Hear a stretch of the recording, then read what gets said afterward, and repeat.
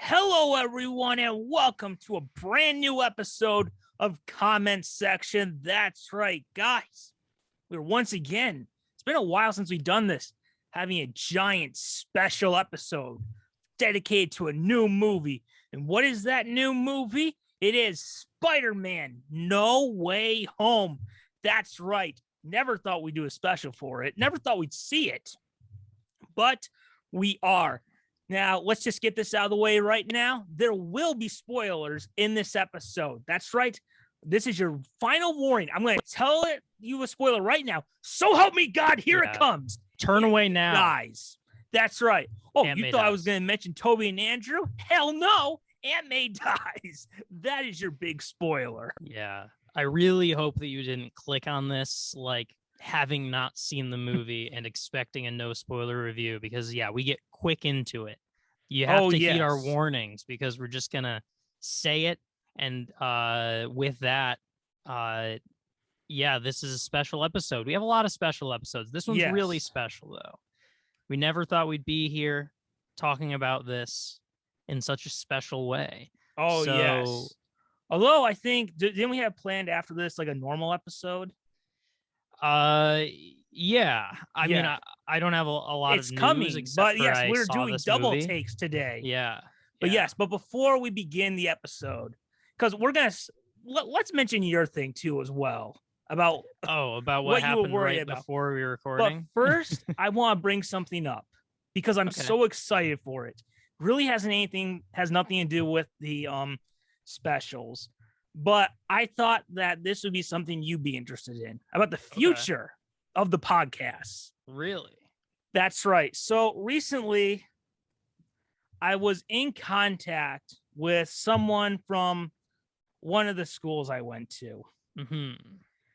And they kind of told me about someone else's contact info, contacted them.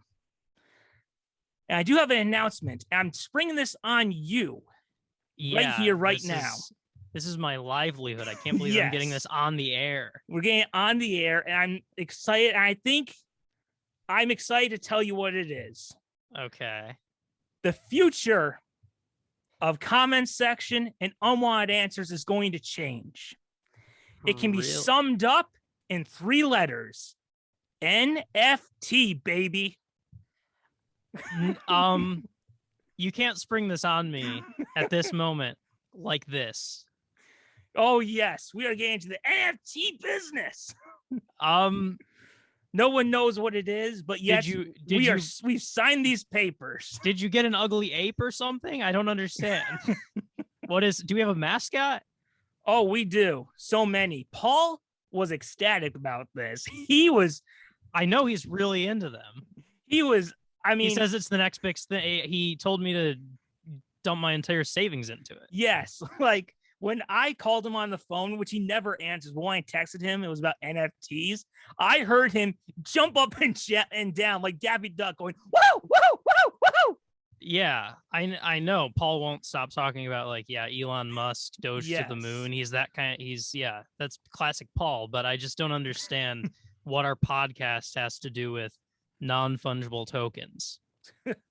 Well, if anything, it's about finding out what the abbreviation was. Is this podcast on the blockchain now? I think it is. Okay.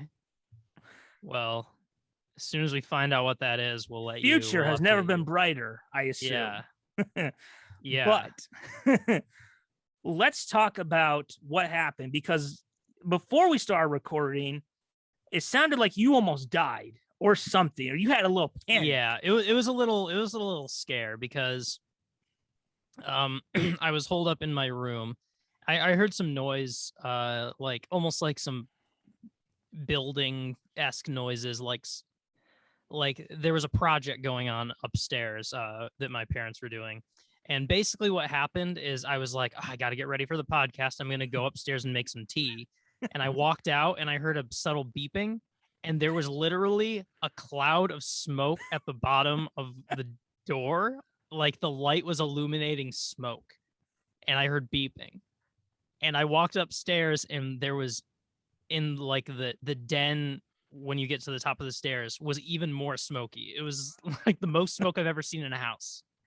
And I turned to the kitchen, and my parents just seemed kind of fine. It They're turns in out what they denial. were. Like, it's okay, son. Soon we will be at peace. I was sort of like, do you have something to tell me? And yeah, it turns out that they were installing a new stove. Oh. And so something in disconnecting and reconnecting the stove, I don't know how it works, but it was just like a basic maintenance thing that caused some gas and smoke to kind of get out. It was not in any way a danger, but I really did have maybe 10 seconds where I thought I might have to scram. And there was a moment where you thought, well, if I died, at least I saw Spider-Man No Way Home. I mean, yeah, there's worse ways to go. Yeah, I saw it before I died. Yes. Yeah. So, and the week that I died, because yes, you were pretty late. Yeah, while you saw it the opening weekend, I am a bad moviegoer, and the experience of going to the movie theater for the first time since before the pandemic, I realized I think the last time I went was Rise of Skywalker. That sounds right. Sounds like what most people had. Yeah. So I hadn't been to a movie at all since, hadn't been in a movie theater. And in the process of getting ready, I remembered why it's typically not for me. It's too social of a thing. I don't usually like it. Although I will say the theater, that the new theater that is around alleviates a lot of my dislikes of movie going. I liked it once I was there. It feels a lot more secluded. Yeah, you should try. You should try the AMC on Alpine, where they have the recliners, and it's like very spaced out, very few people in there. Yeah. I got to get on that. Because that's the movie going experience I can get behind. Yeah, the one where you're alone. Yeah, I like to feel like I'm the king being shown a movie. He walks in like royal whatever, popcorn in one hand, soda in another. Clean my chair. I will say this movie going experience was actually also the first time I ever got like the food taken to me to my seat. Which because usually I just get popcorn or a drink or something, and you get that right there. But this time, we got French fries and spontaneously, and they're just like, "Oh, we'll bring them to you." So yes. So you went to the downtown one? Yep. Yes. Yep. Good stuff. But yeah. So first time back at a theater since 2019, and it's 2022. And I was. Everything I just said about my hesitance with the movie going experience is the only reason I didn't see this movie opening weekend, because I'm very especially when I started to get some hunches about it, and then also definitely especially when you actually liked it. Spoilers to opinions, I guess, but we talked about it already. I was like, now I have to somehow prioritize my life in a way that makes me see this movie. Yes, you were like, oh my, I'm not gonna waste my time. I was lucky with Homecoming. Then Far From Home killed me inside. Yeah. Yes. So shall we get into this special? So just so people know, you've seen it once. I've now seen it 3 times.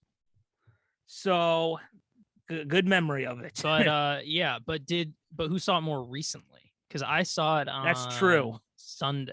Yes. And it's Friday. Oh, it's I saw it on the Saturday it came out, Christmas Day, and then New Year's Eve. Okay. So you've only seen it in 2021, and I've seen it in 2022. Yes. Thank you for throwing that in my face once more. Yeah. So that's cool. So I've seen it once, but it's fairly fresh in my memory. You've seen it 3 times. Yes. So, wow. So definitely a lot to talk about. How do you want to start this big thing to unwrap? This thing is this movie's kind of a special one. Now, normally we would do what was your introduction to the character, and we're still going to do that right now. Yeah. Mm-hmm. But this movie is a movie that kind of celebrates all eras of Spider-Man. So I figured let's go through and highlight like the stuff that stood out in our journey with the character from introduction to now. So I don't know who wants to go first. With like introduction and so basically our how we were introduced to the character. How we were introduced to the character and the stuff that stood out to you, like the previous films, the video games, cartoons, stuff like that, the comics. So we've talked about Spider-Man a lot. Yeah. Had some Spider-Man specials in the past. So I've mentioned more than enough on this podcast how my introduction to Spider-Man was the first comic books I ever read, which was the Marvel Masterworks issues 1 through 10, Stan Lee, Steve Ditko kind of deal that I still have to this day in trade paperback. I think different. Did you see on? Oh, you probably didn't see.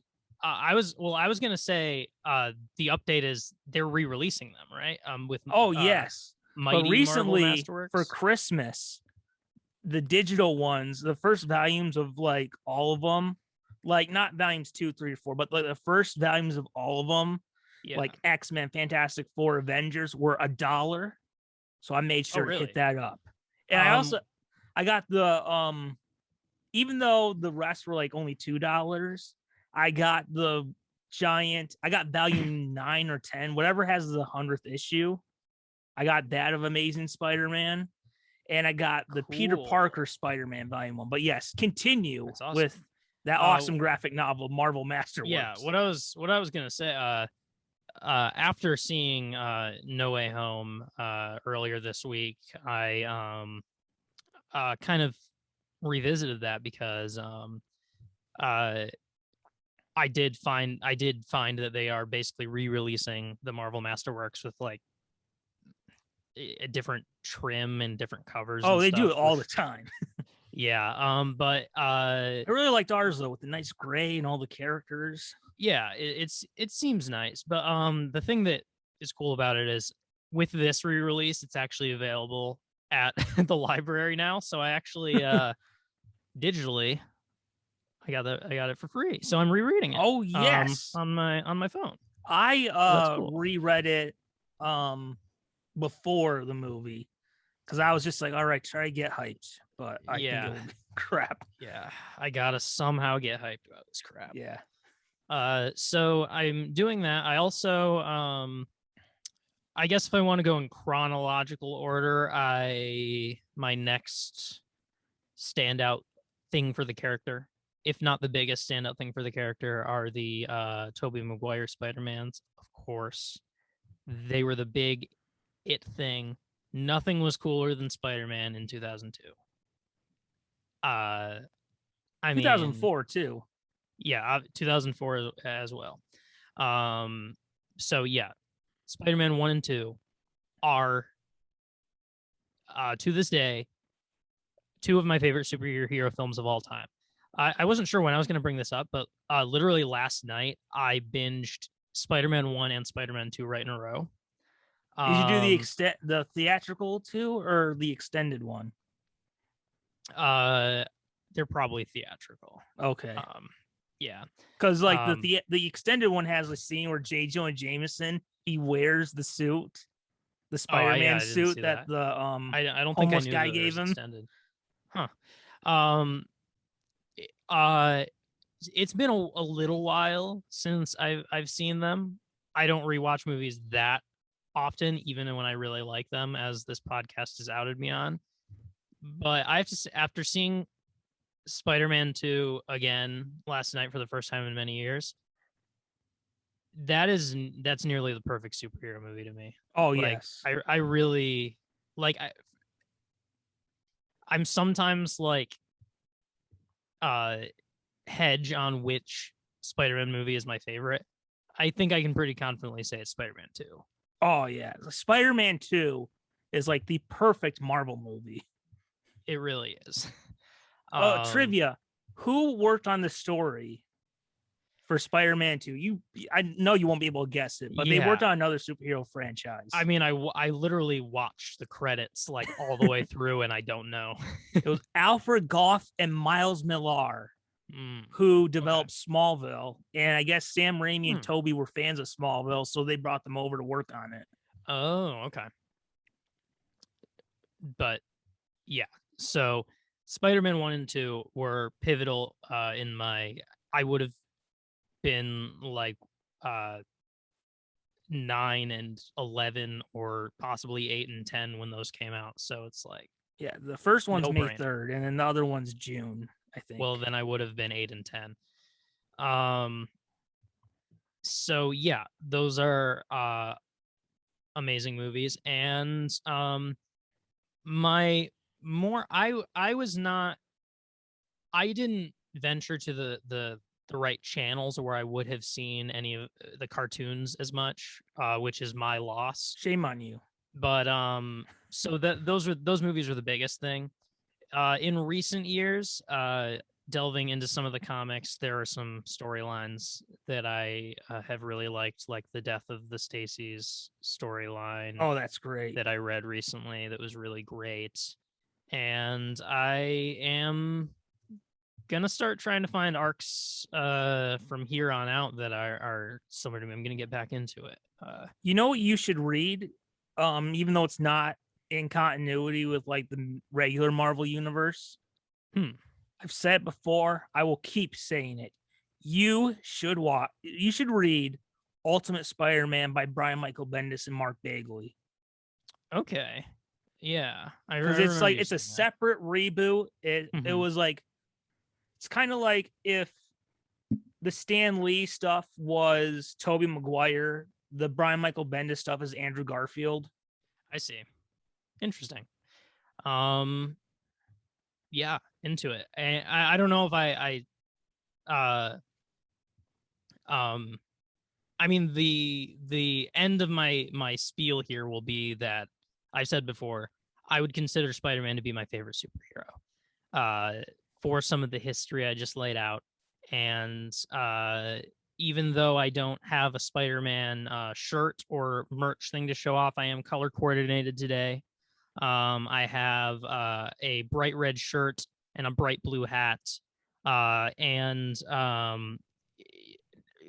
strangely enough, glasses. Although, oh yes, you know, it's funny. His sight is better. It's actually kind of blurry with these on now. Yes. It's too bad you recently cleaned. Otherwise, you could have had some cobwebs you could have brought up, super glue them to your wrist. Yeah. Huh. I don't need them anymore. Oh, I suppose not. Wow. I've evolved something strange. Oh, yes. Now, I think the most important thing to ask is, does the door to your room still open? Or, I mean, it's locked, so people. Do you need to have someone fix that damn door? I do need to have someone fix that damn door. Yes. So yeah. What is your history with this character? Well, my history goes back to when I was 4 years old, and you know, like Batman was my first superhero. He's also my favorite. He was my first superhero, but I don't have a specific memory of when I was first introduced to Batman. Like it could have been the 90s cartoon. That's just what I'm assuming it was. Could have been the Keaton movies or Batman Forever or the Adam West thing. I don't remember, but I do specifically remember my first time with Spider-Man. Mm-hmm. It was the 90s cartoon starring Christopher Daniel Barnes as Spider-Man that aired on Fox Kids. And I vividly remember standing by the TV, seeing the theme song where he spins in the air and web swings to go fight the lizard. I remember saying, "What is this?" And my dad saying, "That's Spider-Man. He's a superhero like Batman." So Spider-Man became my second superhero obsession. Yeah. I loved that show, would watch it every afternoon on Fox Kids and also on Saturday mornings. And then it ended and we got Spider-Man Unlimited, which is like kind of a sequel show. It was what I would say was Spider-Man's Batman Beyond. It was Spider-Man in a new suit going to a counter Earth, kind of like this movie, I guess. But and that was nice. Although I did enjoy it when they brought back the reruns of the previous cartoon to air, because I was like, I like regular Spider-Man and Batman. Like, those are cool, but I prefer the regular versions. Yeah. So that was great. And then we get a few years later and like the 2001, it's kind of like it was a really odd time because it was kind of when you realize your childhood is coming to an end.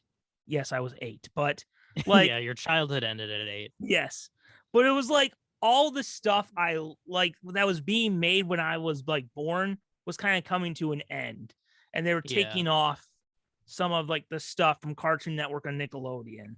It was just it's funny because I feel like I started liking stuff at 8. Oh, I didn't have a personality until I was 8. You were like, I was an inanimate thing, just staring at the TV. Mother would come in with a tissue to wipe the drool off my face and say, honey, do you need something to eat? And I gained stick out your arm as she would stick a feeding tube right into your wrist. Yeah, I gained consciousness. While you continue, I want to see if I can find a picture that is exactly what we're talking about right now and relevant. But continue. So, and I just kind of assumed like, well, it was a great run, but Spider-Man's kind of done now. Like, I didn't know it was this whole big 50 or 60 year thing. Well, actually at the time it was 40 years, but kind of assumed like, well, I guess it's done now. Like, it was a nice run, but I guess it's coming to an end. And then a few years later in 2001, my mother is taking me to the grocery store because she doesn't trust me at home alone at like 8. No, wait, it would. How old would we be in 2001? Or would be in 7? That would be 8. 8. I was 7 for most of that year. You were 8 for most. So I would have been 8, but it was just I had to go, and so I was good. I was allowed to pick out something, and I found something that got me really excited because I didn't think there would be any more merchandise, and it was the first Spider-Man comic I ever bought from July 2001. That's right. You can see on the back. I really need to replace this with a bag that has a board in it. Yeah. But you can see on the back, there's a little Cheese Nips ad. Cheese Nips, yeah. I don't even know if they exist anymore. Yeah, that's kind of, it seems like Cheez-Its kind of got a monopoly on the but in here, there's ads for X-Men Evolution coming to VHS in this fall. There's an ad for Power Rangers Time Force airing on Fox Kids. Mind you, it's the show where they travel back in time to 2001. Wow. So I was real excited to see, and let's see, can you see the names? It was by Straczynski and Romita Jr. So it was really nice to have something new of Spider-Man, which I didn't think would ever happen again because I just assumed it was over. Yeah.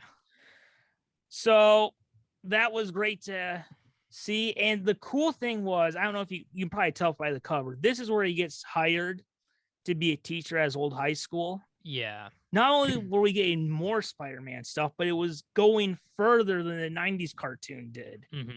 It was continuing it. I was like, oh my God, there's more stuff. Yeah.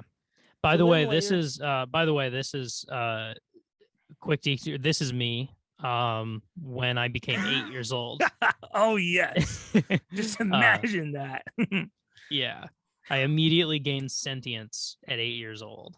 Oh and yes. I just awakened.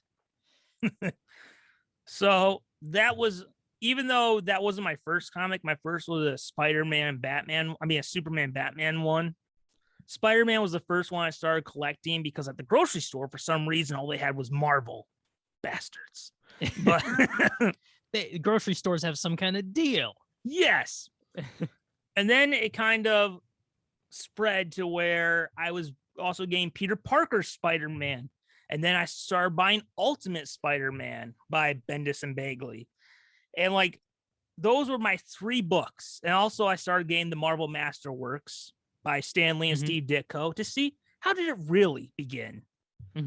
And like the 3 comics, to best describe them, were amazing, was like the continuing further story. Peter Parker Spider-Man was where you'd always have the villains like Doc Ock or Sandman. Ultimate Spider-Man is when we went back to where it all began, even though it was an alternate separate version. But yeah, those were my 3 Spider-Man books. Yeah. And it was great to see. And at the same time, it's all coming together in 2001. I wonder why all this stuff is happening around 2001.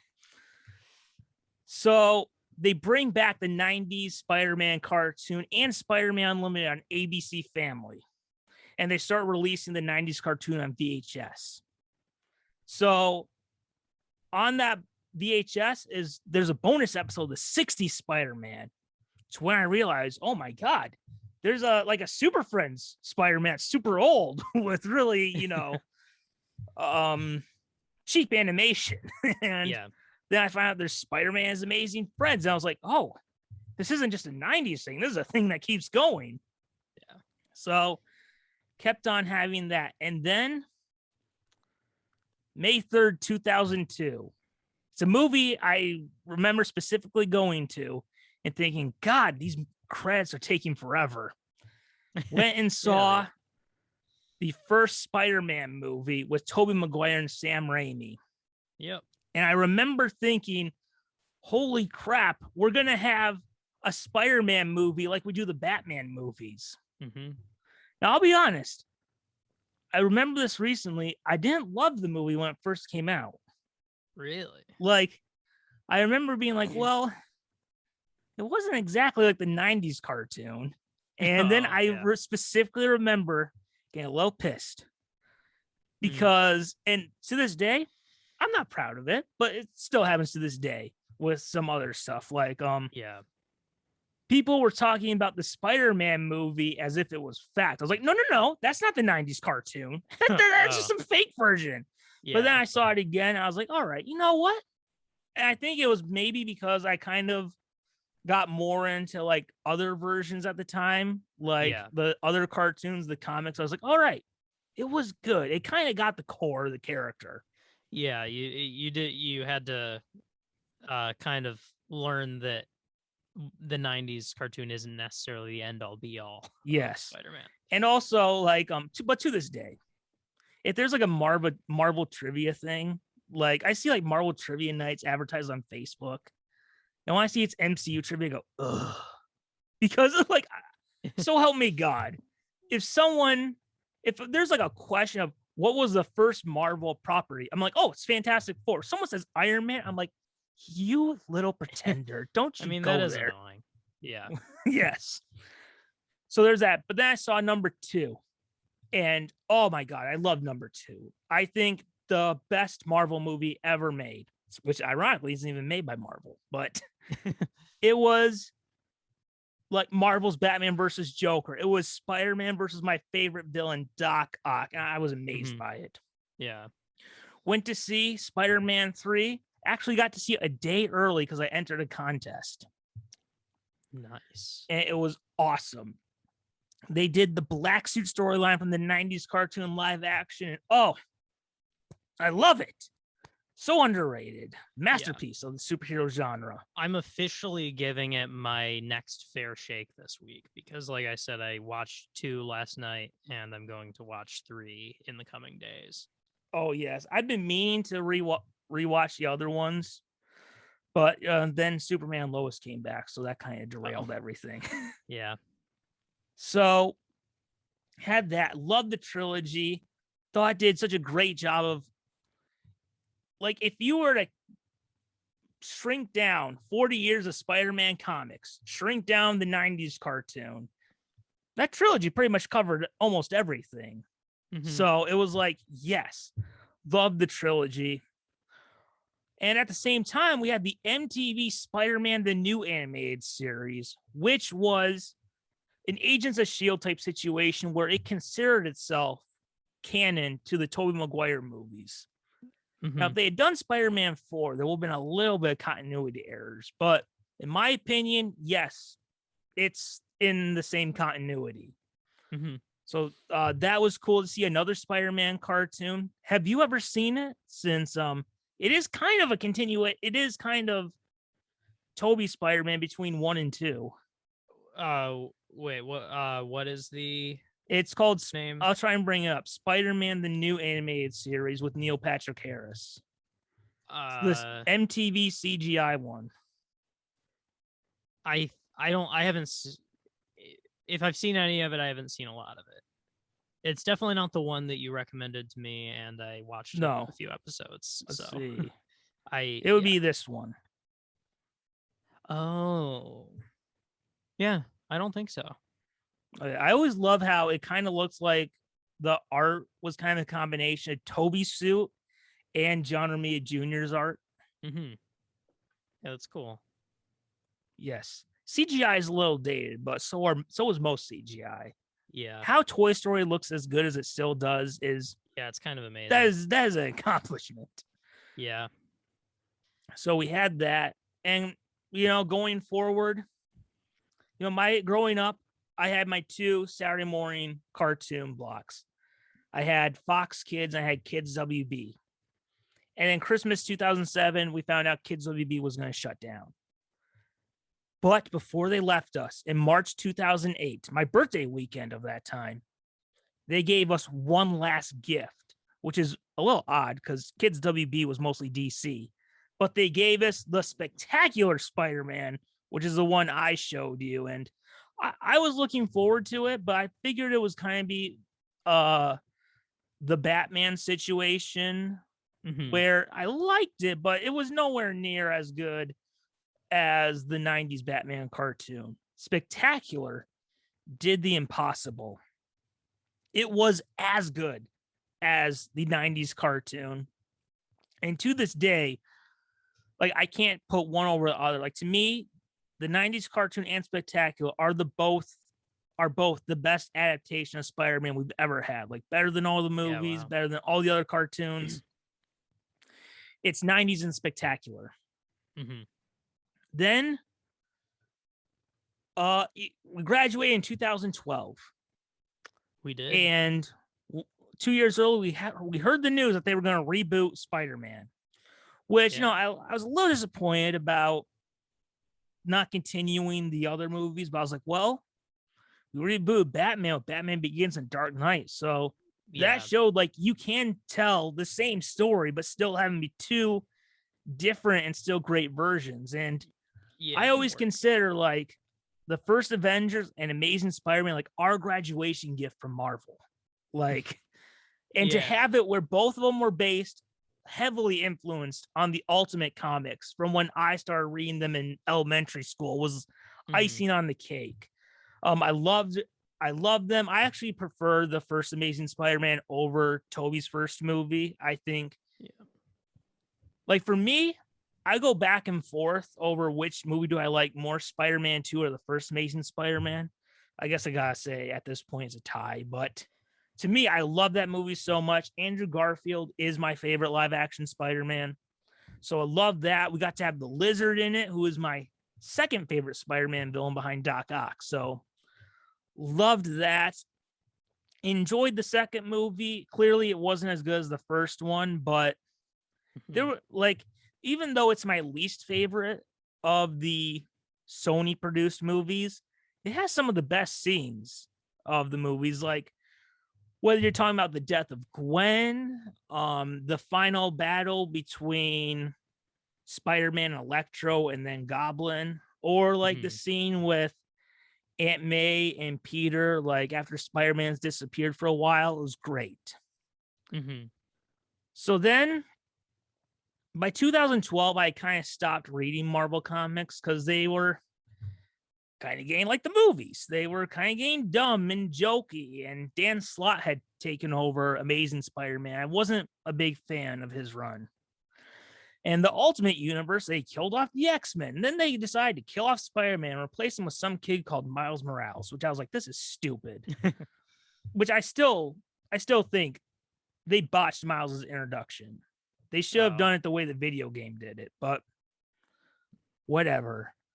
As I was like in college, I would always read comics on my phone. Mm-hmm. And Marvel gave away one time 700 free issues. So you can just tell me that was one of the best days of my life. Like I was literally spending hours clicking on purchase. My gosh. And I guess a lot of people did because it crashed the site.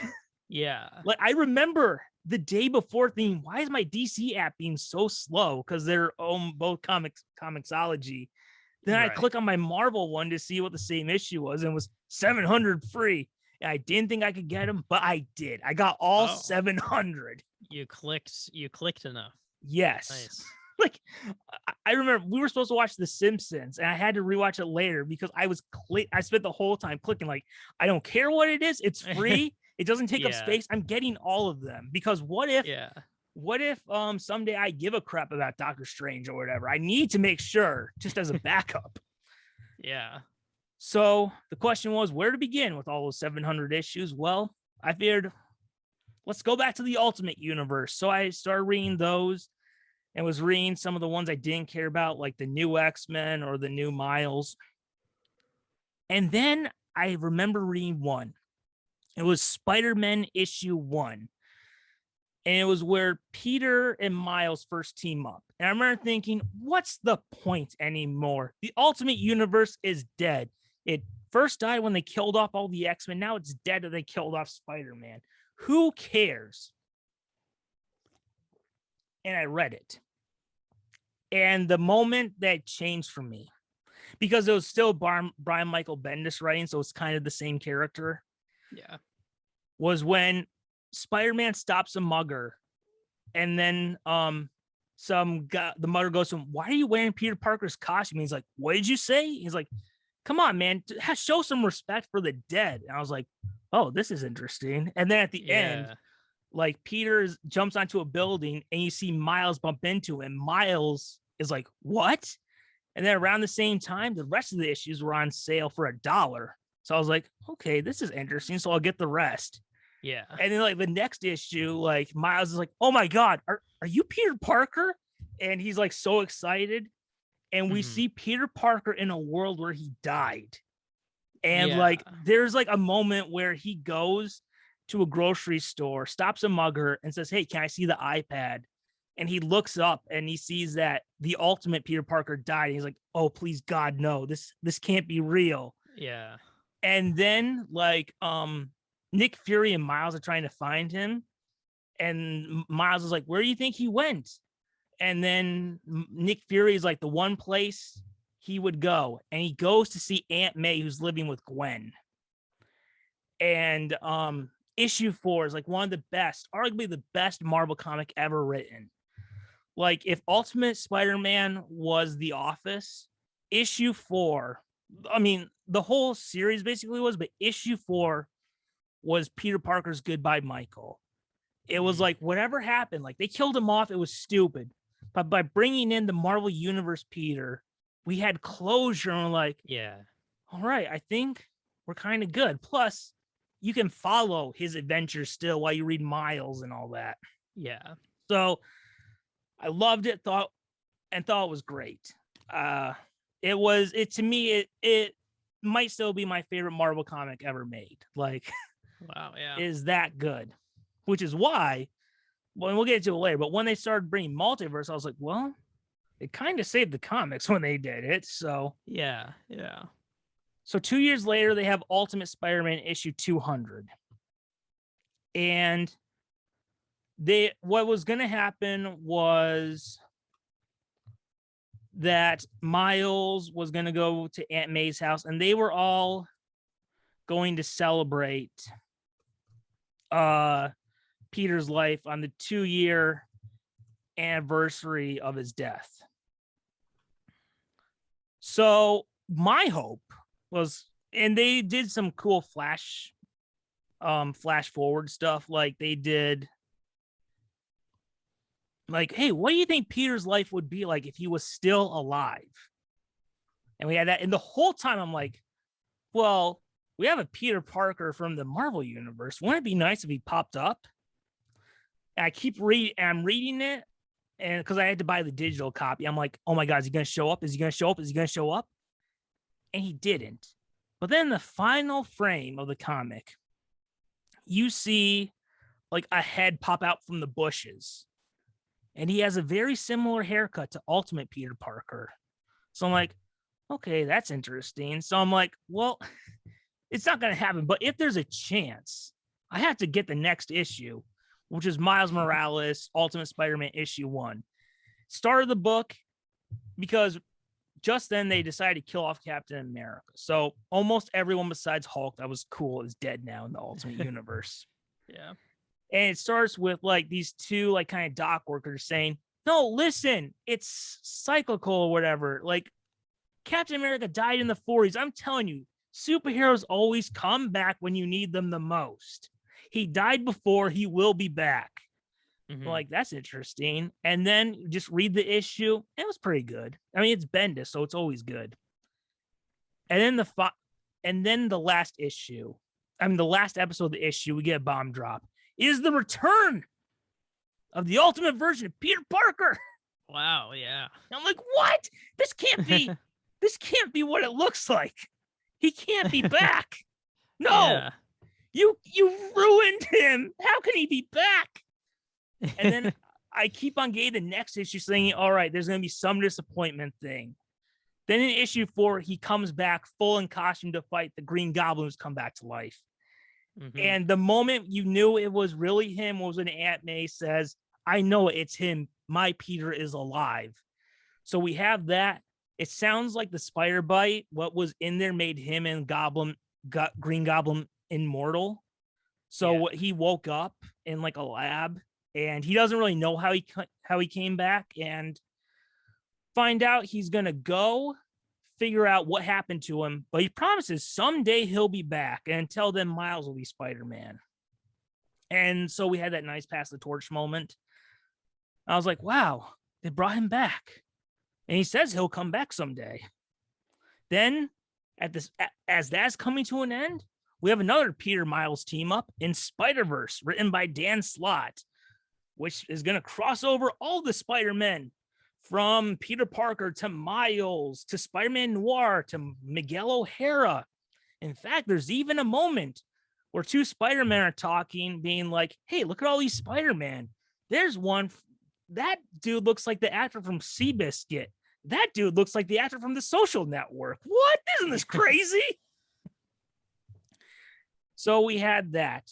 And it kind of led to what I didn't know at the time was this whole time it was building towards like a final season for the Ultimate Universe. And we got Secret Wars, which combined the Marvel Universe and the Ultimate Universe. So it ended with pretty much all the characters who they killed off coming back. Oh, yeah. So I was like, wow, they ended it properly. That was awesome. And then,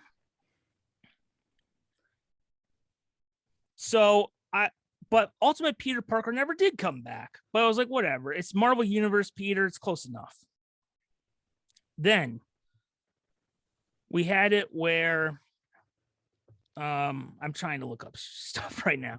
We had it where Brian Michael Bendis was going to leave Marvel.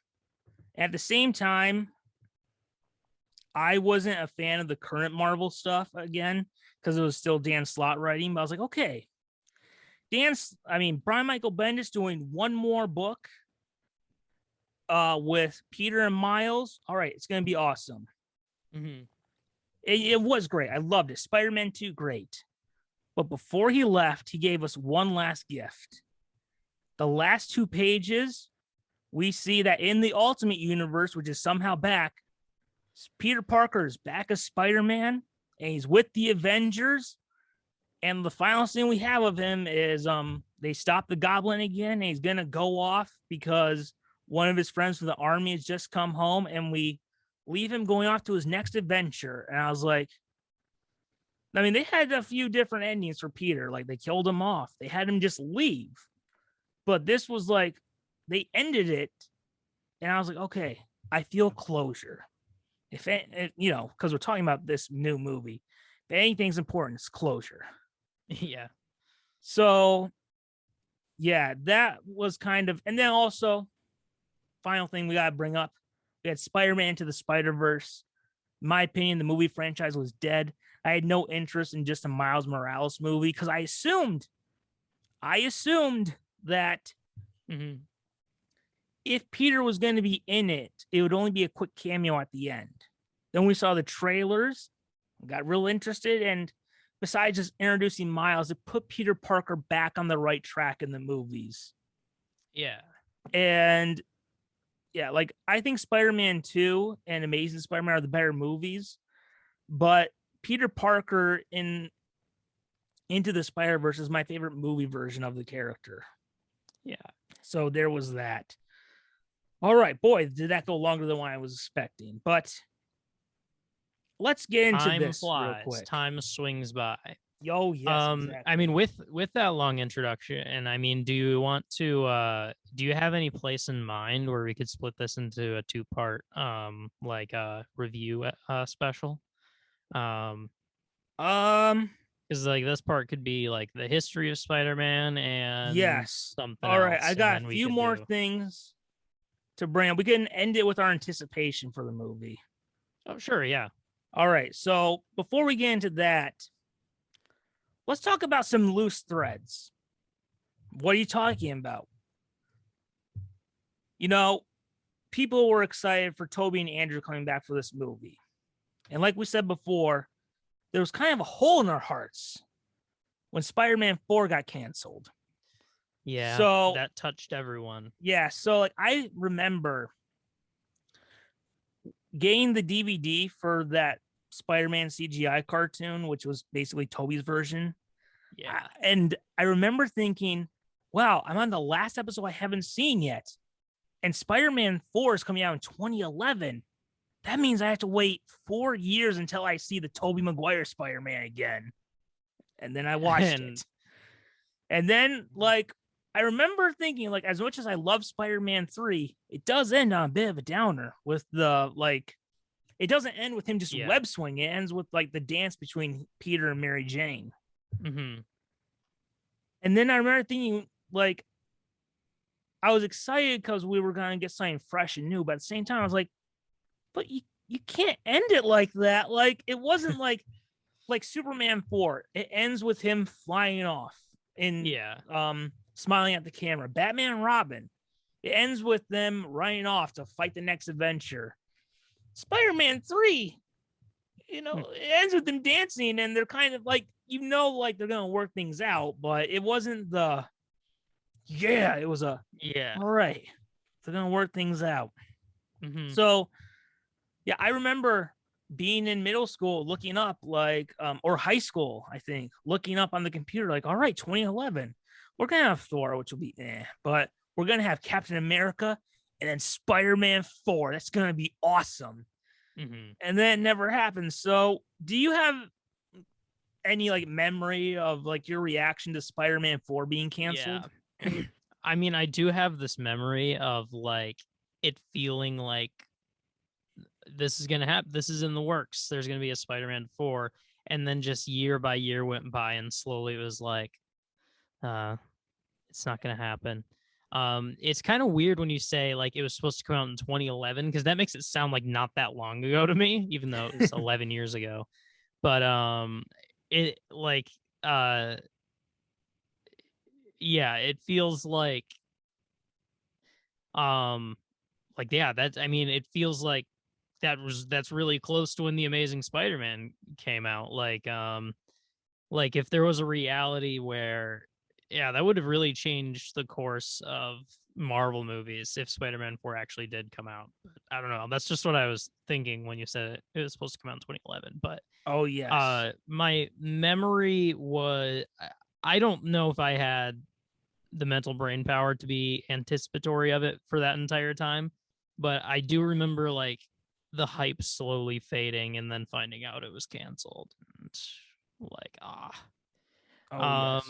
I mean, I think that cycle, like that public reaction of the disappointment of Spider-Man 4 never happening, probably fueled the like unwillingness to give the Amazing Spider-Man a chance. Yes, I swear. You had all these like crybabies who were like, I want Spider-Man 4. At the same time, it came out right when the Avengers came out. You had all the brain dead Marvel zombies like, if it's not part of the Avengers, it's not a real movie.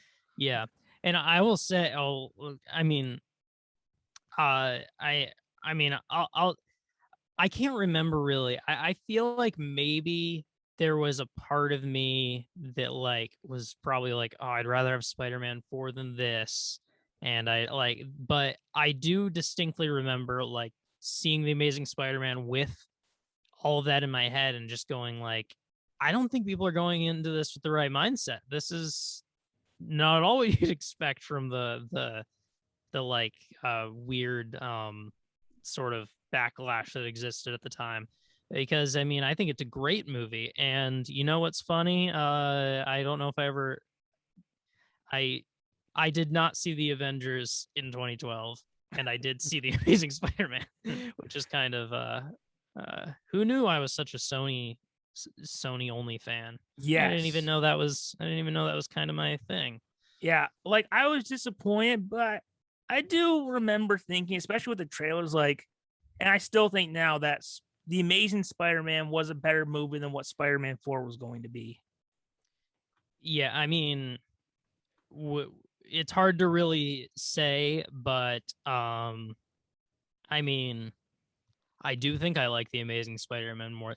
I'll give it a fair shot. I don't want to say it right, but I do think I like The Amazing Spider-Man more than Spider-Man 3. So, like, I mean, down that trajectory, I mean. Yeah, like, and I kind of think, like, when they kind of killed off some of the villains, there was kind of feeling like, I think this thing may have run its course. Like, it had been 10 years of that time. It was kind of gain time to hit the reset button. Yeah, I mean, to be honest, like now that tons of time has gone by and like we have multiple more Spider-Mans to look back on, I don't totally feel like something is missing. Like, I mean, yeah, it ended on. I mean, you do say that now, but yeah, we would have no way of knowing, but yeah, yes, yeah, I don't know. I also gotta say, like, I was disappointed about Ben Affleck not being Batman or directing Batman, but I gotta say, I think the Batman looks better than the movie we were gonna get with Ben Affleck. Oh yeah. Sometimes it's just for the best. Yes. The way things turn out. Sometimes it's for the worst. Yes. Of course.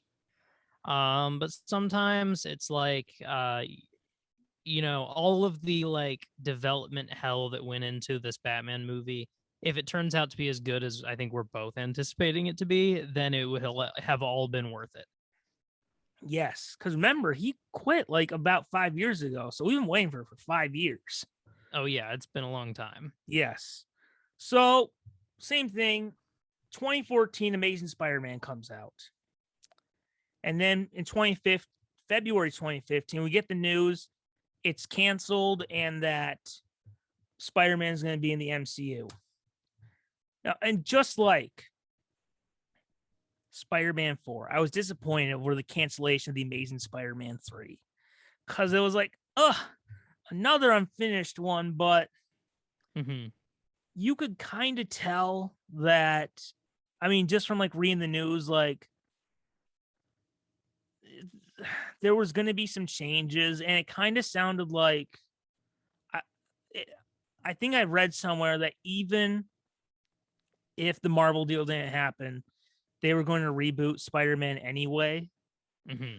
But it was like, again, but I do remember at the same time thinking, part of me was almost glad 3 didn't happen. Like, it, like coming off of the Dark Knight Rises, part of me is like, you know what? I kind of prefer just having them be canceled and not having a crappy finale. Yeah. Like, I don't need to see Peter be killed off and have Miles take over, or have him just give up his powers because he found Mary Jane. Yeah. Like, honestly, like, you just graduated from school, right? You went through this 10-year Yes. thing. You did Yes. not die at the end. You did not say goodbye to all your friends and family and move off and live happily ever after, where everything is happy and wonderful. Like, Yeah. life I continues. still have to go on and live. I Yes. still have to just go on and live and be me. Yes. Like, no one goes through a 10-year journey where everything's just wrapped up nicely at the end. Like, no, we leave them, and that's kind of how it should be. But what were your thoughts? I mean, the nice thing was, the thing that sullied the pain was like, wait, Spider-Man is gonna be in Civil War? What? But I remember still being like, oh, but I love the Amazing Spider-Man. Garfield's my favorite live action Spider-Man. So what was your reaction to the cancellation of Amazing Spider-Man 3?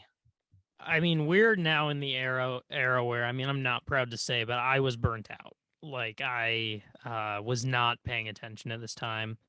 I wouldn't have known whether there was ever supposed to be a Spider-Man 3, and I didn't see Civil War the year it came out. I didn't see Tom Holland as Spider-Man for a while.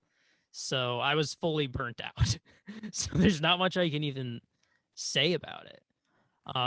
You're just like, yeah, whatever happens, happens. Yeah. Really, in terms of this part of the history of me and Spider-Man, is that a little later on, I did watch Tom Holland as Spider-Man and thought, I've always thought he's a great Spider-Man, especially in the like support roles, like with the Avengers. And then, I mean, to me, Into the Spider-Verse sealed the deal, where it was like, I'm back. Because, I mean, that is really, to me, the best two Spider-Man movies are Spider-Man 2 and Into the Spider-Verse. Well, you're not wrong. Like, Spider-Verse isn't my favorite, but it's just like, well, you're not wrong. Like, Yeah. it is awesome. I love that movie. Yeah. Did you see the clip they released for the second one? Yes. Maybe. That it sounds looks like I heard that each dimension is gonna have its own art style, kind of like how that's Spider-Pig and yeah. Is it Penny Parker? Oh, I haven't seen this. Oh, it's awesome. I'm so excited for Spider-Man 2099 being in it. Yeah. I mean, he wasn't the first one, but post-credit scene doesn't count. All right. Oh, yeah. We went through our history. But let's talk about the history of the Tom Holland Spider-Man real quick. Yeah. So I'll just quickly go through the 5 movies, and then you can go through the 5. So, okay. Civil War. So excited. Most hyped I've ever been for an MCU movie. And it was the best MCU movie. And who stole the show? Who stole the show in a movie with Captain America, Iron Man, and Black Panther? And, well, Hulk does have a little cameo on a TV screen, so I guess it kind of counts. But who was it? It was the new Spider-Man. And I thought that even though he was younger than I would have wanted him to be, I thought that they did a nearly perfect adaptation of Spider-Man in the film. Like, I love the scene between Peter and Tony, like in his bedroom, where he's talking about like, when you don't do the bad things and then the bad things happen, they happen because of you. I was like, oh, there he is. There's Peter Parker. And then we got the fun Spider-Man. Like, my favorite interaction ever in the MCU might be the fight between Cap and Spider-Man, whereas Cap's like, you got heart, kid, where are you from? He's like, Queens, and he's like, Brooklyn. Yeah, kind of like Miles, so I guess they'd be neighbors. Yeah, neighbors. Yes. Yeah, that's a great moment. Then we had Spider-Man Homecoming, which I was looking forward to. Didn't think it'd be as good as some of the other ones, because like, well, it's Vulture. And it was absolute crap. It was no longer a Spider-Man movie. It was Iron Man Jr., which is a little weird because Spider-Man's a far more interesting character than Iron Man, but whatever. It was a weak story they tried to cover up with bad jokes and unnecessary Avengers references. Like, one of like even things that don't make sense that kind of write off in the movie. Like, here's a training video with Captain America. And then the coach is like, I had to show you this training video. I guess he's a war criminal now, but whatever. That was pretty much the movie. It's like there was no like anything that didn't make it was like, whatever. It's a dumb superhero movie. Like, I'm sorry, Spider-Man Homecoming feels like it's made for people under the age of 10. I'm sorry. And for me, it killed the franchise. Like, I had no interest in this Spider-Man anymore. Like, I was done. Then we had Avengers Infinity War with the trailers of that god-awful CGI suit. And I remember thinking in our upcoming movies, thinking, like, I wasn't excited for Infinity War, but I remember thinking, I hope that I don't think like this movie is good and then Spider-Man ruins it. Funny. But it brought back the character to the way he was in Civil War. And once again, the Russo brothers, after they introduced him, they redeemed him. And in a movie with almost the entire Marvel universe, in my opinion, he was the best character of that movie. Like, when I think of Infinity War, I watch that, even though Cap is my favorite in the MCU, I watch Infinity War for Iron Man, Spider-Man, Doctor Strange. Those are the ones I watch Infinity War for. Mm-hmm. And like, I consider like Infinity War is Iron Man, Thor, Black Panther, and Spider-Man's movie versus Endgame is Cap's, Bruce Banner's, and, you know, resolving Spider-Man's cliffhanger. Mm-hmm. Then we had Endgame, which is a small role. So it's pretty good. But like everyone in Endgame, everyone gets crapped on a little bit. Just like how Steve decided to go back in time and have that stupid thing that made no sense. But, you know, he came back. So let's go. We had, you know, Hulk be boring. Well, you know, he did the snap. He brought everyone back. Then we had Spider-Man with that god-awful suit activate insta-kill scene, which is like, ugh. But, I mean, I guess he got better with Tony's funeral, I guess. Although, Peter with the dying Tony at the time was Tom Holland's best scene as Spider-Man. Like, oh, yeah. He finally, it was a while, he finally got to do the drama side of Spider-Man, which is a little tough to do in an Avengers or an Avengers movie or something like that. It's a little tough to do that. And we didn't get that in the solo movies because they were garbage. Then, God help us, thought it couldn't get any worse after Homecoming. And yet, Far From Home found a way. Did I tell you that after the hype, and I blame myself, I bought the Blu-ray for Spider-Man Far From Home for $6? I guess, well, $6 isn't bad. I wanted to get the Venom movie, and I was like, well, the Spider-Man's $6, so maybe it'll be like Endgame, where something better is, we know something better is coming, and it kind of fixed the Cap thing, even though the Cap thing was, I guess, in retrospect, fine, but... Or, you know, Ant-Man the Wasp, you know, it's trash, but Endgame kind of fixed it. And then I watched Far From Home, and I'm like, I don't want this to be canon. I can't do it. I don't want this to be canon to No Way Home. I don't want it to be no, I can't do it anymore. But sadly, I have to watch it again to make sure the Blu-ray works. So I watched the DVD, but alas, it doubled down on everything that made Homecoming terrible. Mysterio has the worst villain motivation in a superhero movie. I have to say, upon watching it a second time, which I wanted to just, I wish I was like stoned or something the whole time. But what is up with the dude from Stark Industries who turns on Tony Stark because Obadiah Stane yelled at him? How does that was once again throwing in fan service with no narrative purpose. It was clearly just, it didn't make any sense. And then like you had the stupid scene where like, I mean, you knew it was coming when Nick Fury tried to talk to Peter in the hotel room and they're constantly being interrupted. Mm-hmm. It was, I was like, oh my God, what have you done? So yeah, Far From Home, absolute trash. Yeah. So what did you think about the 6? We won't count Venom because that was just old footage, but yeah. what do you think of the, is it The 5 or it's 5? Yeah, it's 5. Yeah. I mean, with Civil War, not much to say. Great. Infinity War, great. Spider-Man's my favorite part. And Endgame, again, kind of reflect what you said. Good performance, just not that much. Yeah.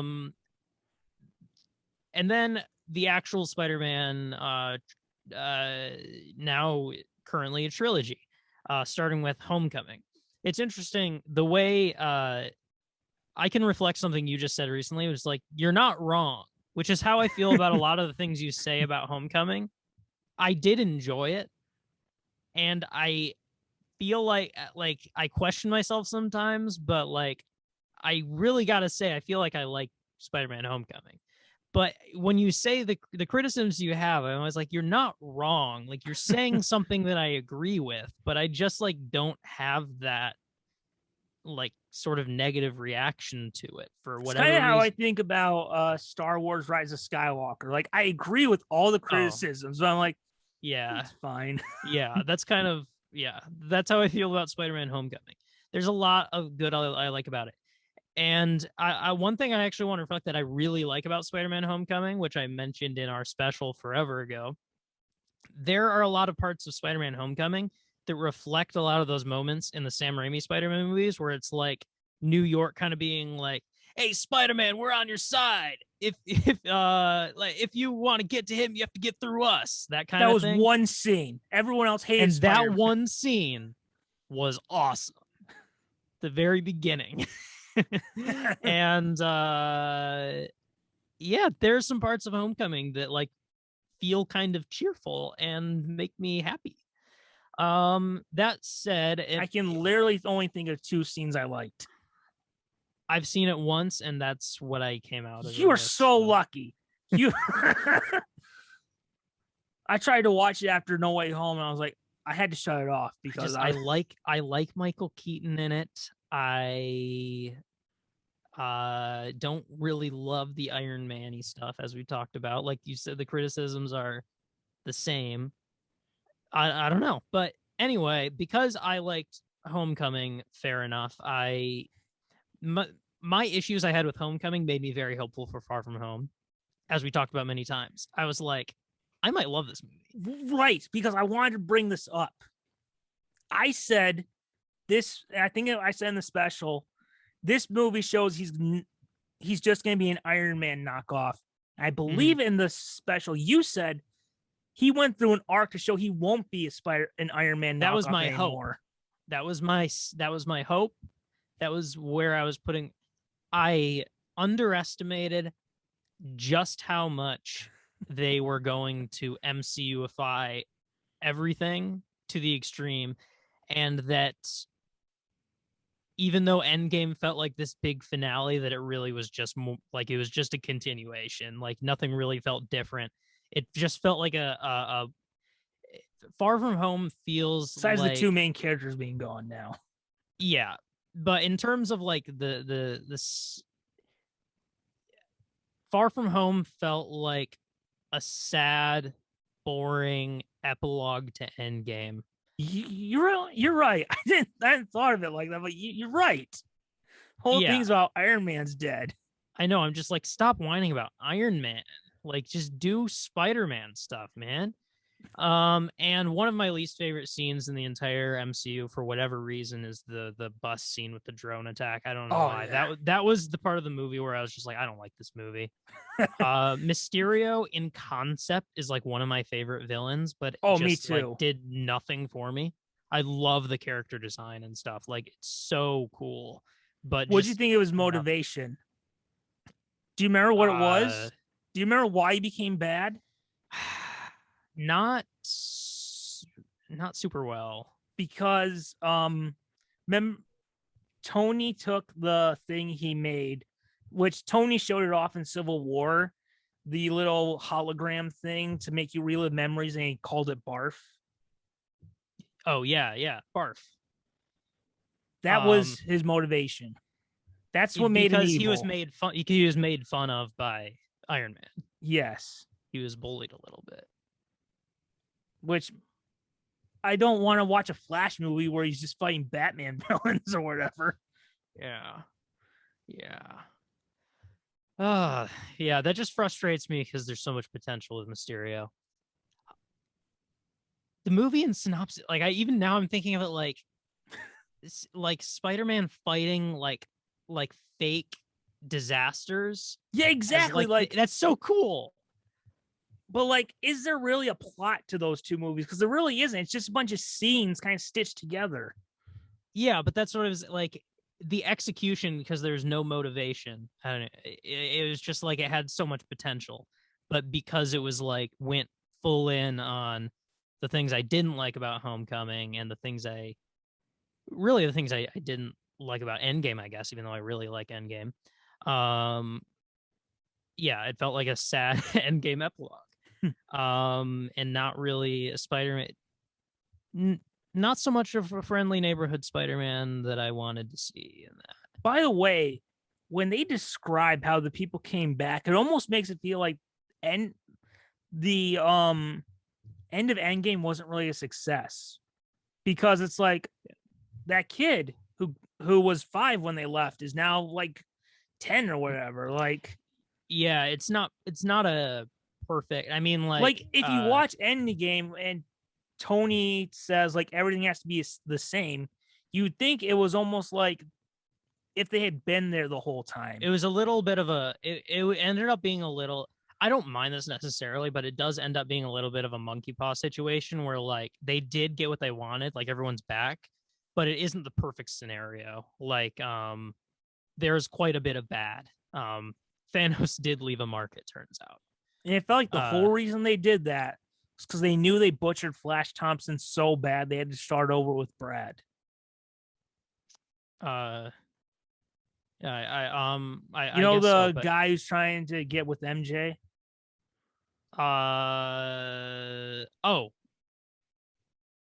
That was Flash Thompson, but with a different name. Oh, okay. And Far From Home. There's some things I just don't remember from it. I don't know. Well, you're lucky. Yeah. All right. So I guess we'll wrap up this one. Like, we haven't had one of those since that's fine. Infinity War. We can call this the pre-episode the history of Spider-Man and our initial thoughts. And then the main review, we'll make episode all No Way Home. Yes. Do we want to do our anticipation in this one?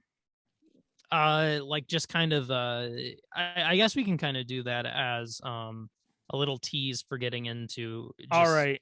Yeah, and then No Way Home. We'll start before we get to our review. We'll start the next one with how we avoid spoilers. Because okay. How you avoid any for a month is, I'll just say, if you did, it was an accomplishment. Because you got to have the algorithm has to be on your side. Yes. I mean, I'll just get into that now, I guess, which is that I will say I honestly did basically get no spoilers. One major exception, I was scrolling through Twitter once, and as it just scrolled through, my eyes caught a bad screenshot, and because it looked blurry in my mind as it passed, I went, that kind of seemed like someone taking a picture of a movie screen. And I feel like I saw 2 Spider-Man suits in it. And so and now watching the movie, I know exactly what it was. Oh, by the way, we'll get into it in the next episode. I had to bring up 3 fake spoilers that I saw. Yeah, we'll get fake ones that some jerk just made. Yeah, just made up just to torture you. Which I kind of think, you know what? Brilliant. If he didn't, if it was just to troll everyone, brilliant. Because it didn't really ruin the movie. It was just yeah. So All I right. will say, I don't feel like I really saw any significant spoilers, and I felt lucky for that, except for that like one screen grab and the fact that like I basically knew, like I was like 100% positive that Tobey Maguire and Andrew Garfield were in it. Like that, like, so yeah, I was kind of spoiled in a sense of that, but that almost feels like it almost just feels obvious. Like yes. there was no way to avoid knowing that. Yes.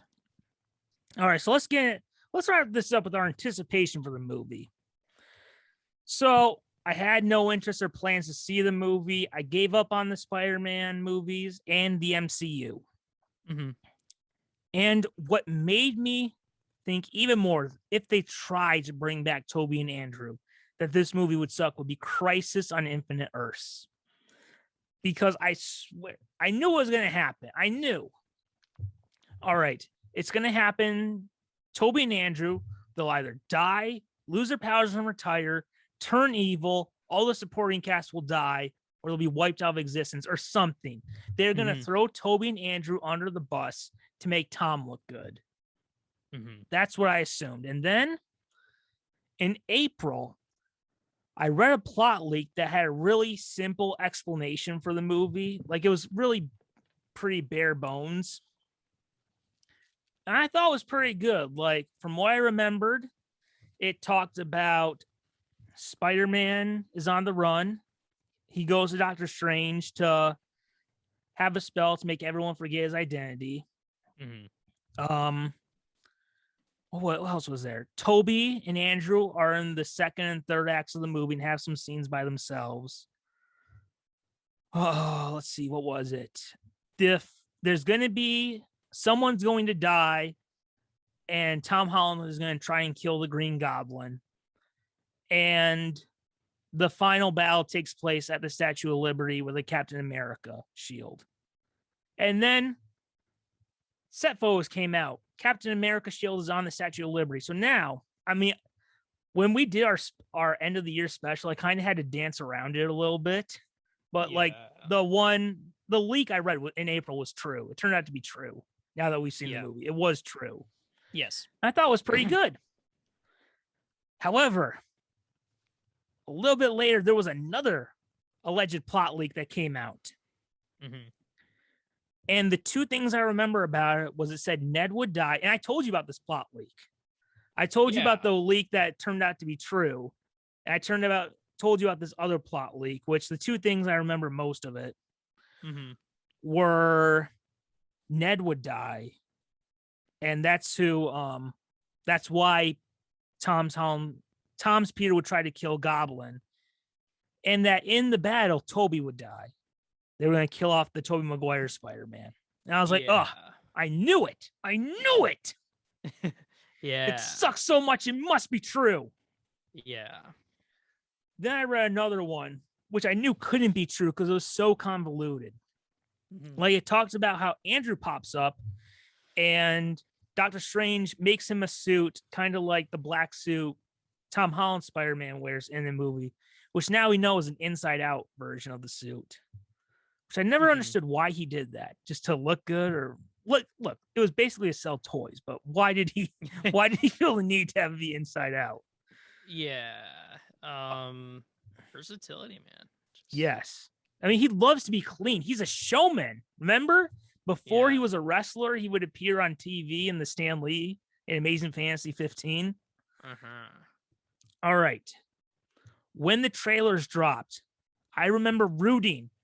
Don't have Tobey and Andrew. Don't have Tobey and Andrew. Don't have Tobey and Andrew. Because I was like, they're going to ruin them. If they're in it, they're going to crap on those versions. And John Watts will have ruined every version of Spider-Man. Okay. Now, after the second trailer revealed that William Dafoe was in fact in the movie, which now we feel like fools because we made a whole video about how he wasn't going to be in the movie. But I'll have to listen again, but I feel like my reaction was like, why would they show the bomb if he wasn't in it? So yes, I'm usually not right. You were more right that one. I will take this tiny victory. Yes. Because I need it today. I almost died in a fire. Yes. Okay, continue. After that, I truly believe, I was like, okay, if Willem Dafoe's in it, Tobey and Andrew are obviously in it. Mm-hmm. And then 2 weeks before the movie came out, something changed. I was like, okay, this movie is going to, because for years, we've always thought about what if we could have had a fourth movie with Tobey Maguire, who is my childhood Spider-Man. That's right. This right here is the first piece of merchandise I ever got for Tobey Spider-Man. I didn't like how it had the suction cup so it could stick to walls, but yeah. By the way, this toy is how I found out there was going to be a Spider-Man movie. Oh, really? Because I bought it first. Because I loved the 90s cartoon. And on the back, I saw a picture of Tobey in the suit. I was like, oh my God, the movie that I've heard about is going to be live action. Like, it's going to be like Michael Keaton Batman or whatever. Mm-hmm. I remember on the back, they had the Green Goblin. And to be honest, I don't really remember Green Goblin from the 90s cartoon that much. Mm-hmm. So I was like, is that the lizard? Who was that supposed to be? But I was like, oh my God, they're doing it. They're doing a movie. Yeah. And they sure did. Yeah. So right there is my first piece of Spider-Man movie merchandise I ever bought. Yeah, there it is. Yes. And it was also going to try and give us Andrew Garfield, who is my favorite live action Spider-Man. And then there was a third plot leak that came out. And in that plot leak, which was alleged to have come from China, and we heard like a day or two before that China banned the movie for some reason, because they only let a few in the country. Mm-hmm. And in the plot leak, it said a few details that I specifically remembered, and it said Ned would be the one to bring Tobey and Andrew to the MCU. Tobey wouldn't die, but would be stabbed in the back, stopping Tom from killing the Goblin. Tom and Andrew would be brought back to their universes, and Aunt May would be the one to be killed by the Green Goblin. Which, by the way, 3 plot leaks, 3 different identities of who died in the movie. So, yeah. And of the 3, it was, I thought, the best one of the 3 leaks. And it did match up to the one that I knew was true. Yeah. However, I still believed that was going to be the one where Ned dies and Tobey dies. Then I rewatched the trailer and I noticed something. When they said that Aunt May died, there's a clip of Spider-Man, catching the pumpkin bomb in the trailer. Yeah. And there's a scene of Aunt May running. I was like, wait a minute. Those are the same. That's the same background. So I was like, yeah. Wait. Then it looks like Aunt May might be the one to die. So this best one might be the actual genuine article. This best plot. Yeah. Yeah. Interesting. And that's when I started thinking it was real. And at that point, look, I pretty much didn't know for sure, but pretty much knew Tobey and Andrew would be in it. Mm-hmm. And at that point, I had no choice but to hope. Not know, but I had to hope, even though I knew it wasn't going to happen, hope for the movie to be good. So I guess that wraps up this one. Yeah, I feel like that we were hoping it would be good. That's kind of a good way to end it. Yes. So tune into the next episode where we'll be reviewing No Way Home. Oh, exactly. Sorry for the spoiler at the start. Yeah, but I mean, that way we got to kind of talk loosely about it and not really. Yes. I think it's fair. Yes. And also remember that this entire episode is protected. We own it, our signature on the Yes. blockchain, and that if you download it, you are stealing from us. Oh, So exactly. remember that, and enjoy. Oh, exactly. And remember, because he won't always be there to catch you, keep Yeah. falling down that rabbit hole.